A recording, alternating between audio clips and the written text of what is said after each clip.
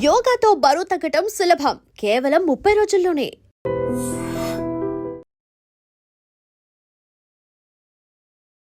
ప్రధాన ప్రతిపక్షంలో ఉన్న పార్టీ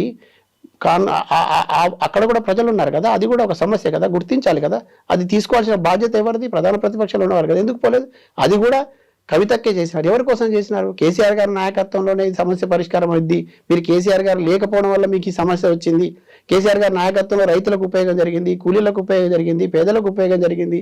తర్వాత అడగనివి కూడా హామీలు కూడా కేసీఆర్ గారు నెరవేర్చారు. ఆయన నాయకత్వాన్ని నమ్మండి, భవిష్యత్తులో మళ్ళీ ఆయనకు అవకాశం ఇవ్వండి, ఆయన మీద ప్రభుత్వం ఇట్లా కుట్రలు చేసిందని పదే పదే మైకులు పట్టుకొని, జనాల్ని పట్టుకొని, ఊర్లు పట్టుకొని, పల్లెలు పట్టుకొని కవితక్క ఉద్యమాలు చేసి మాట్లాడుతూ ఉంటే ఆమెను ఏ కారణం లేకుండా కేవలం ఒకే ఒక్క అంశం, కేసీఆర్ పైన కాళేశ్వరం కేసులో ఆయన నిందితుడు అనేటటువంటి మాట మాట్లాడి ఆయన మీద అవినీతి మరకలంటిస్తున్నారనే బాధలో సొంత బిడ్డగా ఇప్పటికీ అనేక అవమానాలు, వివక్షలు, తర్వాత దుష్ప్రచారాలు, విష ప్రచారాలు తట్టుకొని నిలబడి ఉన్నప్పటికీ కూడా తండ్రి మీద డైరెక్ట్గా అటాక్ జరుగుతున్నప్పుడు చూసి తట్టుకోలేక మాట్లాడుతున్న సందర్భం లోపల ఆమె ఇంత జరుగుతున్నా మీ నుంచి మాట రావడం లేదు, మీ నుంచి ఏ రకమైన ఖండన లేదు, కనీసం మీరు దాన్ని కౌంటర్ చేయలేకపోతున్నారు. ఇక అట్లాంటప్పుడు ఉంటే ఎంత పోతే ఎంత అనేటటువంటి ఆ భావోద్వేగంలో మాట్లాడిన మాట తప్ప బీఆర్ఎస్ పార్టీ ఉంటే ఎంత పోతే ఎంత అని కవిత గారు అల్లే నేను పక్కనే ఉన్నాను. దాన్ని కూడా ఎడిట్ చేసి మీడియాలలో కూడా దాని మీద దుష్ప్రచారం చేసి ఇట్లా మాట్లాడుతూ ఉన్నారు.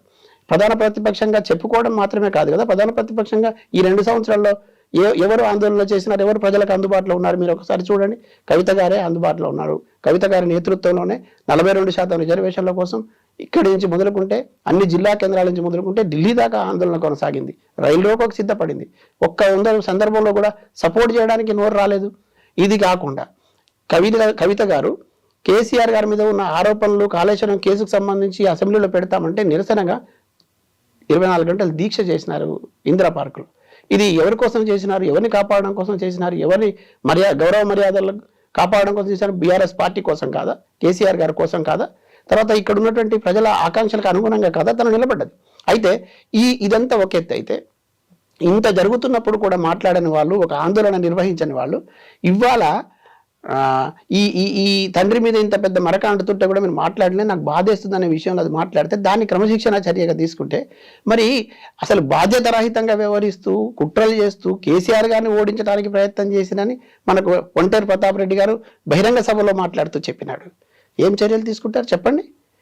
ఆయనైతే అబద్ధం చెప్పలేదు. ఒకవేళ ఆయన అబద్ధం చెప్తే ఆయన మీద కేసు పెట్టండి, ఆ కాల్ రికార్డు చూడండి. అవును కదా. రెండవది, ఇప్పుడు కేటీఆర్ గారిని ఓడించడానికి ప్రయత్నాలు చేశారని ఆధారాలతో సహా చెప్పే ప్రయత్నాలు చేశారు. గతంలో కూడా బయటపడింది. ఇటు ఈటెల రాజేందర్ గారి ఇన్సిడెంట్లో పాత్రలు బయటపడ్డాయి. మేము కూడా బాధపడ్డాం చాలా సందర్భాల్లో. కవితక్క గారితో సంతోషం పంచుకున్నట్లుగానే బాధలు కూడా పంచుకున్నాం. కవితక్క గెలిచే సీటును ఓడించే పరిస్థితి, ప్రభుత్వం అధికారం నుండి అన్ని గెలిచి కవితక్క ఎట్లా ఓడిపోతారు చెప్పండి? రెండోది, నిజామాబాద్లో బలమైనటువంటి క్యాడర్ ఉంది, 12 మంది ఎమ్మెల్యేలు ఉంటారు, ఎట్లా ఓడిపోతారు చెప్పండి కుట్రలు జరగకపోతే? తర్వాత తనకు మంత్రివర్గంలో అవకాశం కావాలని తను కోరిందని ప్రచారం చేశాం. ఒకవేళ కోరింది అనుకుందాం, తప్పేముందండి? ఉండొచ్చండి, తప్పకుండా ఉంటుంది. నాకు కూడా ఉంటుంది. ఇప్పుడు మనం ఒక ఛానల్లో పనిచేస్తా ఉన్నారు, రేపు పొద్దున సీఈఓ కావాలంటుంది, మనం ఒక ఛానల్కి యజమాని కావాలంటుంది. తప్పేముంది మన కోరికలు? మనకు కూడా కోరికలు ఉన్నాయి, మనం కూడా ఉద్యమకారులు, రేపు పొద్దున ప్రజాప్రతినిధి కావాలని కోరిక నాకు కొద్ది బలంగా ఉంది. కుట్రలు జరిగితే నేను నా ఒక్క విషయంలోనే జరిగిన కుట్రలకే నేను తట్టుకొని నిలబడడానికి చాలా కాలం పడుతుంది. ఆర్థికంగా నష్టపోయి అనేక రకాల ఇబ్బందులు పడిన ఉన్నాను. అంత పెద్ద వ్యవస్థ నడిపేటప్పుడు అంత త్యాగాలు చేసి వచ్చిన బిడ్డ, ఒక ఆడబిడ్డ. మరీ ముఖ్యంగా నేను ఈ సందర్భంగా మీకు చెప్తా ఉన్నా, మీ ద్వారా ప్రజలకు కూడా తెలవాలి, చాలామంది మహిళలకు తెలియాలి. ఒక యూట్యూబరు కవితక్క పైన పరుష పదజాలంతో మాట్లాడి ఆమెను వ్యక్తిత్వాన్ని హననం చేసేటట్టుగా, ఆమె వ్యక్తిత్వాన్ని కించపరిచేటట్టుగా మాట్లాడతాడు. సమాజం అంతా స్పందిస్తుంది. ఇప్పుడు ఈ మాట్లాడుతున్నటువంటి వాళ్ళు పార్టీ కోసం మేము ఉన్నాం, పార్టీ మాకు అది, తర్వాత కేసీఆర్ గారు అంటే మాకు చాలా గౌరవం అంటే, మరి కేసీఆర్ బిడ్డ, తెలంగాణ బిడ్డ, ఉద్యమ బిడ్డ, ఆడబిడ్డ, మన సంస్కృతి సాంప్రదాయాల్ని ఇక్కడి నుంచి ఎత్తి పట్టుకొని ప్రపంచ తీసుకెళ్ళిన బిడ్డ. మానవత్వం ఉండాలి కదా, మనుషులుగా స్పందించాలి కదా. పార్టీలు పక్కన పెట్టండి, కుటుంబం పక్కన పెట్టండి, మనం దారిన పోతుంటే ఒక సంఘటన ఎదురైతే స్పందిస్తాం కదా. మధుసూదనాచారి గారి దగ్గర నుంచి ఒక లెటర్ వచ్చింది, ఒకరిద్దరు అట్లా స్పందించారండి. కానీ బాధ్యత కలిగినటువంటి వాళ్ళు ఇప్పుడు ఇంత ఒక్క లైన్ పట్టుకొని మీరు సస్పెన్షన్ గురి చేసేదాకా దారి తీసిన వాళ్ళు, మరి ఇన్ని కార్యక్రమాలు చేసి మిమ్మల్ని కాపాడిన వాటి క్రెడిట్ ఎందుకు ఇవ్వరు? దీన్ని మాత్రం బూచిగా చూపించి సస్పెన్షన్ వేసేస్తారు. ఇది అత్యంత బాధాకరం, ఇది అనాలోచిత చర్య, నాకు తెలిసి తొందరపాటు చర్య. భవిష్యత్తులో వీళ్ళని నేను చెప్తా ఉన్నా, మీరు రికార్డు పెట్టండి, భవిష్యత్తులో పశ్చాత్తాపడతారు వీళ్ళు. ఎందుకు అక్క మీద చర్య తీసుకున్నామని, ఈ విషయానికి చర్య తీసుకుని ఎవరి మాటలు విని చర్య తీసుకున్నాం, ఇది తప్పు చేశామనేటటువంటి భావన వాళ్ళకి ఖచ్చితంగా కలుగుతుంది. వాళ్ళు ఏదో ఒక రోజు దీనికి పశ్చాత్తాపడడం ఖాయం. సో ఇప్పుడు మనం కవిత గురించి తను వేసేటువంటి ఒక స్ట్రాటజీ కావచ్చు, తన ఫ్యూచర్ ప్లాన్స్, యాజ్ ఏ కవిత ఒక లీడర్, తన ఒక ప్రొఫైల్గా తనని చూడాలి అనుకుంటున్నప్పుడు కవిత గురించి చెప్పే దాంట్లో చాలా క్లోజ్ పర్సన్స్ లేకుంటే అనలిస్ట్లో చెప్పేది కవిత ఒక మొండిది అనే మాట. ఇదే మాట కవిత కూడా చెప్పారు, నేను మొండిదాన్ని జగమొండిగా అయ్యాను అనేది తీహార్ జైలు నుంచి తను బయటకు వచ్చిన తర్వాత కూడా చెప్పినటువంటి మాట. ఇప్పుడు ఈ మొండి ఘటం ఏం చేయబోతోంది, ఏం కావాలనుకుంది, ఏం చేద్దామని అనుకుంటుంది? ఒక్క మాట నిజమండి, ఆమె 100% మొండిదే. ఏ విషయంలో మొండి అంటే చాలా పట్టుదల కలిగినటువంటి మనిషి, రాజీ లేని మనస్తత్వం కలిగినటువంటిది, పోరాట పటిమ ఉంది. తర్వాత తలుచుకుంటే ఆమె ఎంత దూరమైనా ప్రయాణం చేస్తుంది. అయితే అది న్యాయం కోసం, ధర్మం కోసం, మంచి కోసం, ఈ సమాజానికి ఉపయోగపడడం కోసం చేస్తుంది. కానీ దాన్ని కూడా వీళ్ళు మొండి అనే పదాన్ని కూడా వక్రీకరించి ఇంకేదో ఆమె మొండితనంతో ఏదో తప్పు చేస్తుందనేటట్లుగా మాట్లాడుతూ ఉన్నారు. నాకు దగ్గరగా నేను చాలా ఏళ్ళ నుంచి చూస్తున్నాను, ఉద్యమకాలం నుంచి చూస్తున్నాను. నేను ప్రత్యక్ష సాక్షిని కూడా కొన్ని సందర్భాల్లో. ఉస్మానియా యూనివర్సిటీలో మనందరం ఉన్నాం, నేనైతే ప్రత్యక్షంగా అక్కడ మిత్రులతో కలిసి చాలామందితో ఉన్నా. రబ్బరు బుల్లెట్లకు విరవకుండా ఆడబిడ్డైనా నిలబడగలిగింది.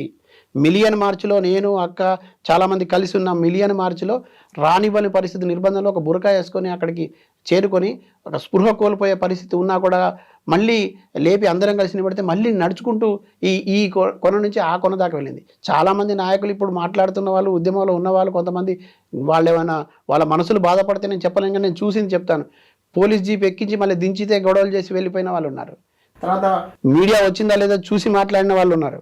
మీడియా కోసమే మీడియా వచ్చిందాకా ఉండి ఆందోళన చేసిన వాళ్ళు ఉన్నారు. నేను చెప్తున్నాను, ఒక ఆడబిడ్డ పట్ల అబద్ధాలు మాట్లాడకూడదు, ఒక ఆడబిడ్డ ఉసురు కూడా పోసుకోకూడదు. కవితక్క నికార్సైన ఉద్యమకారిణి, మొండి ఘటమే. ఆ రోజు ఉద్యమంలో నిలబడింది, ఆ ఉద్యమంలో నిలబడ్డ వాళ్ళ కోసం తను చేయాల్సినంత చేసింది. కొంతమంది ఆమె సహాయం పొంది కూడా ఇవాళ తిన్నింటి వాసాలు లెక్క పెట్టే పనిలో కొంతమంది ఉన్నారు. అది వాళ్ళ కర్మ. వాళ్ళు ఏం చేసుకున్నా ఆమె ఉసురు తగిలిపోతారు తప్ప ఆమెనైతే ఏం చేయలేరు. ఆ విషయం అయితే గుర్తించాలి. వాళ్ళ కుటుంబ సభ్యులు మాత్రం వాళ్ళని నమ్మరు. ఎందుకంటే ఆ కుటుంబాలు కొన్ని ఎట్లా నిలబడ్డాయో, ఎవరితో నిలబడ్డాయో కూడా వాళ్ళ కుటుంబ సభ్యులకు తెలుసు. వాళ్ళు ఒకవేళ రాజకీయంగా లబ్ధి దొరుకుతుందని ఒకవేళ అటు ఇటు మాట్లాడి జంపు జీలాన్లు అయితే అది వాళ్ళ కర్మ, మనం ఏం చేయలేం. కానీ కవితక్క ఆ రోజు ఉద్యమంలో ఎట్లయితే ప్రజల ఆకాంక్షలకు అనుగుణంగా నిలబడ్డారో, సమస్యలో వచ్చింది చాలా వక్రీకరిస్తున్నారు. కానీ నేను మళ్ళీ ఒక ఉద్యమకారుడిగా చెప్పదలుచుకున్నా, దగాపడ్డ ఉద్యమకారుడిగా చెప్పదలుచుకున్నా, తెలంగాణ ప్రజల ఆకాంక్షల బలమైనటువంటి కోరికలు నెరవేరబడలేదు చాలా వరకు. ఈ నెరవేర్చడం కోసం మన మీద చాలా మంది ఆశలు పెట్టుకున్నారు. అసంతృప్తి బాగా పెరుగుతుంది. మనం 10 ఏళ్ళు ఉన్నప్పుడు కొన్ని చేయలేకపోయినామని పదే చెప్పే ప్రయత్నం తాను చేసింది. అక్కడే ఈమె ఎక్కువ శత్రువురాలైన వ్యక్తిగత సమస్యల కోసం ఆమెకి ఏం తక్కువ అండి? ఒకవేళ వ్యక్తిగతంగా ఉంటే ఆమెను ఎదుర్కోగలుగుతారా? వీళ్ళు వ్యక్తిగతంగా కూర్చుంటే లీగల్ ఫైట్ చేయలేదా తను? తర్వాత బయట ఎదుర్కోలేదా? ఈ సమాజం కోసం కదా, ఇక్కడ ఉన్నటువంటి సమాజ ఆకాంక్షల కోసం కదా. అట్లాంటి చాలా సమస్యలు, చాలా మంది నాయకుల కోసం ఆమె కంట అయిపోయి కూర్చుంది. చాలా మంది నాయకులు ఆమె దగ్గర మొరపెడుతున్నప్పుడు, నిజాలు తెలిసినప్పుడు, ప్రజలు ఈ నాయకుడు కావాలన్నప్పుడు వాడిని వద్దని వీళ్ళు దొంగ సర్వేలు చేపించి తప్పుడు నివేదికలు తెప్పించి సారికిస్తున్నప్పుడు ఏం చేస్తారు? మరి చెప్పాలి కదా. చెప్పే ప్రయత్నం చేసినారు, వీళ్ళు అడ్డుకునే ప్రయత్నం చేసినారు. అక్కడ ఉన్న పరిస్థితిలో ఎవరిని నమ్మాలో ఎవరిని నమ్మకూడదో బేరీజు వేసుకోవాల్సిన పెద్ద మనిషి దగ్గర అసలు అక్కడ ఏం జరిగిందో తెలియదు. కానీ వాళ్ళ మాటలే నమ్మి అక్కడ ఉన్నటువంటి పరిస్థితి జరిగిపోయింది. ఇప్పుడు నష్టం జరిగిన తర్వాత లబోదీపం అంటే, ఈ నష్టం జరుగుతుందని ముందే చెప్పాను, మీరు వినలేదు, మళ్ళీ నష్టం జరిగే ప్రమాదం ఉంది, ఈ నష్టం ఇంకా జరుగుతుందని తను చెప్తా ఉంది. చెప్తున్నప్పుడు దాంట్లో తప్పేముంది? తన తండ్రే కదా, పార్టీ అధినేత కదా, తప్పకుండా చెప్తుంది. అయితే దగ్గరగా రానివ్వకుండా చేసినప్పుడు, ఇప్పుడు మీరైనా నేనైనా ఒక సందర్భంలో వీలుంటే ఫోన్ మాట్లాడుకుంటాం, మీరు ఫోన్ ఎత్తకపోతే అత్యవసరం ఉంటే మెసేజ్ పెడతారు కదా, మెసేజ్ పెట్టాల్సి ఉంటుంది. మెసేజ్ పెట్టే పరిస్థితికి కారణం ఎవరు? మీరు 4 సార్లు ఫోన్ ఎత్తకపోతే తప్పని పరిస్థితి మెసేజ్ పెట్టాల్సి వస్తుంది కదా. అది ఆ లేఖ ద్వారా జరిగింది. ఈ లేఖ వెళ్ళిన తర్వాత ఆ లేఖను లీక్ చేసింది ఎవరు, ఎందుకు చేశారు, చేయడం ద్వారా వాళ్ళు ఏం లబ్ధి పొందాలనుకున్నారు, ఈ లేఖను లీక్ చేసి పొందేటటువంటి ఆ తాత్కాలిక సునకానందం ఏందో అది చాలా ఇబ్బందికరమైన పరిణామం. దీన్ని పసిగట్టండి, ఫలానా వాళ్ళు ఇది చేశారు అని తను చెప్పే ప్రయత్నం చేస్తే చెవులుండి వినలేక కళ్ళుండి చూడలేని పరిస్థితిలో కనబడి ఇవాళ ఈ రోజే వచ్చి మాట్లాడిందనే పరిస్థితి ప్రచారం చేసి ఇట్లా ఆనందం పొందుతున్నారు. ఇది ఎంతవరకు కరెక్ట్ చెప్పండి? తను చెప్పే ప్రయత్నం చేసింది కదా, కలిసే ప్రయత్నం చేసింది. కలవనివ్వకపోతే ఏం చేస్తారు? లెటర్లు రాస్తారు. లెటర్లు రాయడం కూడా కొత్త ఏం కాదు కదా, గతంలో కూడా రాశారు, ఇప్పుడు కూడా రాశారు. ఇప్పుడు కవిత ఏం చేయబోతుంది? నిన్ననైతే తను రాజీనామా చేశారు, ప్రాథమిక సభ్యత్వానికి కూడా రాజీనామా చేశారు, ఎమ్మెల్సీ పదవి లేదు అన్నారు. నెక్స్ట్ పార్టీలో జాయిన్ అవుతుందా? ఒక క్లారిటీ అయితే ఇచ్చారు, అటు బీజేపీ కాదు ఇటు కాంగ్రెస్ కాదు అనేది.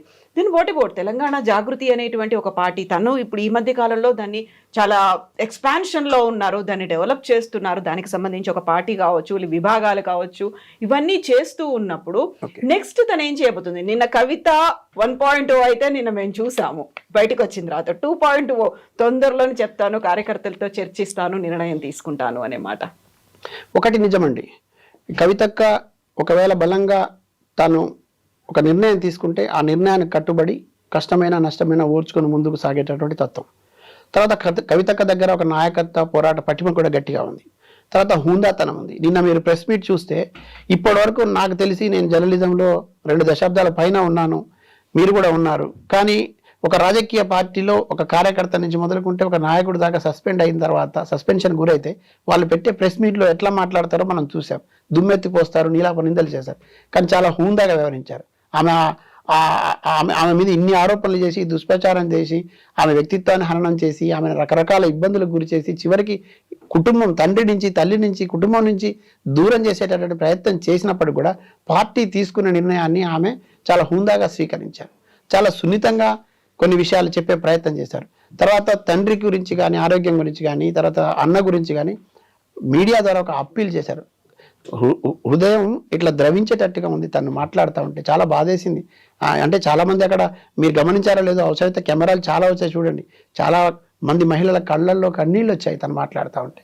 మా మనసులు తడిపారిపోయాయి. ఎందుకంటే ఒక అన్నకు, ఒక తండ్రికి, ఒక గొప్పింటి బిడ్డగా, తర్వాత ఒక ఉద్యమకారుడి బిడ్డగా వచ్చిన తను ఏం కర్మ చెప్పండి, ఏందంత గత్యంతరం? అట్లా ఒక మీడియా ముఖంగా వాళ్ళకి విషయాలు చెప్పుకోవాల్సిన పరిస్థితి కల్పించిన వాళ్ళు ఎవరు?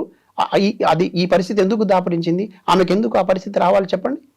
అది కల్పించిన వాళ్ళు బాగున్నారు, ఆ పరిస్థితి దాపరణ గురి చేసిన వాళ్ళు బాగున్నారు, ఇబ్బంది పెట్టిన వాళ్ళు బాగున్నారు, తను మాట్లాడడం తప్పైనట్టుగా చిత్రీకరించి మాట్లాడుతాను. ఇది ఎంతవరకు కరెక్ట్ చెప్పండి?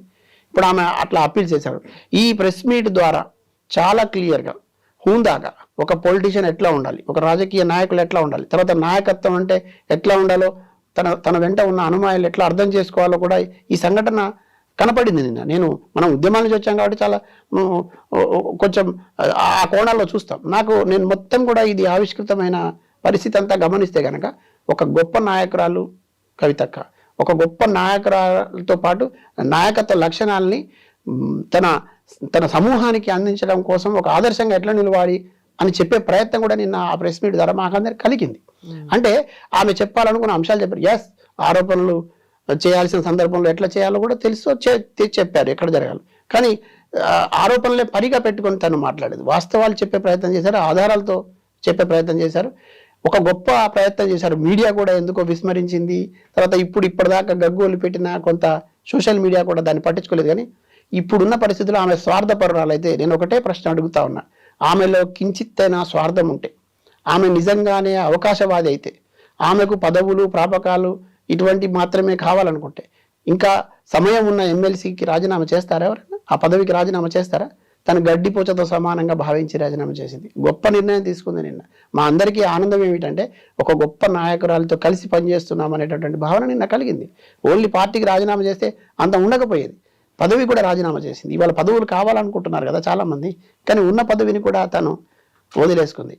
మీరు మళ్ళీ చెప్తున్నా, ప్రజల ఆకాంక్షల మేరకు తెలంగాణ ఆత్మగౌరవం నిలబడడం కోసము, తెలంగాణ అమరుల ఆకాంక్షలు నిలబడడం కోసము, అమరుల కుటుంబాల సమస్యలు పరిష్కరించడం కోసము, దగాపడ్డ ఉద్యమకారుల సమస్యలు పరిష్కరించడం కోసము ఇక్కడ ఉన్నటువంటి మేధావులు ఇంకా ఏం కోరుకుంటున్నారో వాళ్ళ ఆలోచనల మేరకు, ఉద్యమకారుల ఆలోచన మేరకు భవిష్యత్ కార్యాచరణ ఉంటుంది.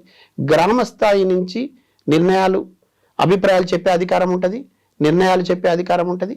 తర్వాత అన్ని విభాగాలకు సంబంధించినటువంటి వాళ్ళ సలహాలు సూచనలు తీసుకునే అవకాశం ఉంటుంది. ఆ తర్వాతనే ఆమె భవిష్యత్తు ఏమిటి, జాగృతి భవిష్యత్తు ఏమిటి, తర్వాత ఏం చేయాలనే ఆలోచన ఉంటుంది. ఇది చాలా క్లియర్ అండి. ఈ జరుగుతున్నటువంటి తప్పుడు ప్రచారాలు ఎక్కడ కూడా ప్రజలు నమ్మవద్దని కూడా నేను సందర్భంగా విజ్ఞప్తి చేస్తున్నా. రెండవ అంశం ఏమిటంటే, రాజకీయ పార్టీల్లో ఆ పార్టీలో చేరతారా, ఈ పార్టీలో చేరతారా, లేకపోతే ఆ పార్టీ చేయిస్తుంది ఈ పార్టీ చేస్తుందంటే, అసలు పార్టీల పంచన చేరి మళ్ళీ బీఆర్ఎస్లోనే ఉన్న వాళ్ళు అక్కడ ఉన్నారు, పార్టీల ఉపయోగించుకుంటున్న వాళ్ళు అక్కడే ఉన్నారు, కాంట్రాక్టులు వాళ్ళు పొందుతూ ఉన్నారు, తర్వాత బినామీలు వాళ్ళే ఉన్నారు, పైకి తిట్టుకుంటున్నట్టుగా ఉన్నారు, మళ్ళీ రాత్రులు కలుసుకుంటున్నట్టే ఉన్నారు. ఎవరైతే నిందితులు దోషులు అని పేపర్లో వస్తున్నాయో, తర్వాత రిపోర్ట్లలో ఉంటున్నాయో, మళ్ళీ ఆ నిందితులు ఆ దోషులతోనే అక్కడ మళ్ళీ ఆ దోషుల అనుమాయిలే అక్కడ పనులు చేసుకుంటున్నారు. వాళ్ళేమో కుమ్మక్కై ఉన్నారు, తనేమో ఇక్కడ అందరికి శత్రువుగా మారింది. తండ్రి కోసము, పార్టీ కోసము, ఈ సమాజం కోసము ఎవరైతే ఈ ఆకాంక్షలు నెరవేరకుండా ప్రయత్నం చేస్తున్నారో, ఎవరైతే ప్రజలకు ఇచ్చిన వాగ్దానాలు నెరవేర్చట్లు వాళ్ళ మీదనేమో తను పోరాటం చేస్తూ శత్రువుగా మారింది. తనకు మాత్రం ఈ తప్పుడు పద్ధతిలో ఉన్న వాళ్ళు శత్రువుగా క్రియేట్ చేసే ప్రయత్నం చేస్తున్నారు. నేను గమనించిన అంశాలు ఏంటంటే, ఈ 70-80 రోజుల్లో అత్యధికంగా దుష్ప్రచారం చేశారు. చాలా మీడియాల ద్వారా ఆమె మీద ముప్పేట దాడి చేసేటువంటి ప్రయత్నం చేశారు. రకరకాల వార్తలను వండించి మరీ వేసేటువంటి ప్రయత్నం చేసినారు. అయినా కూడా ఇవాళ తెలంగాణ సమాజం చాలా గొప్పది. ఈ తెలంగాణ సమాజం అర్థం చేసుకున్నట్టుగా మిగతా సమాజాలలో అంత చైతన్యం నాకు కనపడలేదు. ఇక్కడ ఒక ఆడబిడ్డ అనే అంశం మాత్రమే కాదండి, ఉద్యమకారుని కూడా. కాబట్టి ఇక్కడ జరిగిన పరిణామాలు ప్రజలకు తెలియవు, మేము ఏదో ప్రచారం చేస్తే అయిపోతుంది. మరి అట్లంటే ఎన్నికల్లో కూడా మీరు ఒక కార్ఖానాలే పెట్టారు సోషల్ మీడియా. ఏమైంది ప్రజలు గమనించారు, గుర్తించారు కదా. రేపు కూడా అదే అవుతుంది. కవితక్క మీద బురద జల్లడానికి ప్రయత్నం చేసిన ప్రతి ఒక్కరి కూడా ప్రజల వైపు నుంచి భవిష్యత్తులో గుణపాఠం తప్పదు, పరాభవం వీళ్ళకు ఖచ్చితంగా ప్రజల చేతిలో ఉంటుంది. More videos, subscribe to iDream. Please like, share and subscribe to the channel. Congratulations, iDream. Subscribe to iDream. Subscribe to iDream. So subscribe to iDream Media. iDream की iDream team अंदर की huge congratulations. Please subscribe iDream Media. Please subscribe to iDream. Subscribe iDream. Please subscribe to iDream. iDream అంటే నా కళల channel subscribe చేసుకున్నారు, నోరు తిరుగుతలేదు. మీరైతే గంట గుర్తు కొట్టండి. For more such videos, please subscribe to iDream. Subscribe to iDream. Please subscribe to iDream. Please subscribe iDream Media. Please do subscribe to iDream. Please subscribe to iDream Media. For best entertainment and information, please subscribe iDream.